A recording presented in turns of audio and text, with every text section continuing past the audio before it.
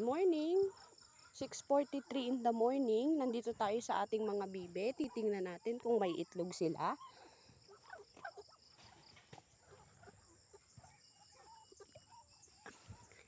Ito na ang pangatlong itlog ng ating bibe na dumalaga.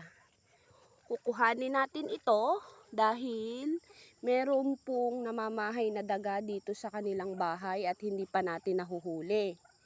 Habang nangingitlog siya at hindi pa naglilimlim, iipunin muna natin yung itlog at saka ibabalik kapag malapit na siyang maglimlim at kapag nahuli na rin natin yung mga daga. Meron tayo ditong pain at araw-araw silang pumupunta rito.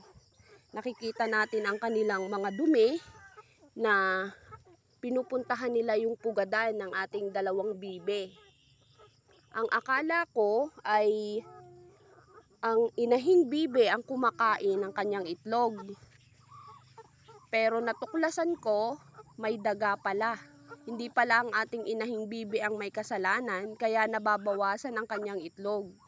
Naglimlim kasi ang ating inahing bibe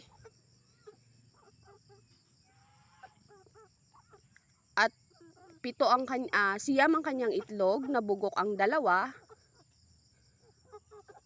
Pero nung malapit na siyang mamisa, ay nabawasan ito ng dalawa, kaya naisip kong siya ang kumain ito dahil 3 araw siyang hindi lumabas sa pugad.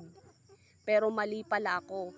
Natuklasan ko na may namamahay palang daga sa kanyang pugadan at maaaring iyon ang kumain ng kanyang itlog. Kaya ngayon ay gagawa natin ng solusyon sa pamamagitan ng pagkuha muna ng itlog ng ating mga bibe habang hindi pa natin nahuhuli ang mga daga na nananalot sa ating pugadan.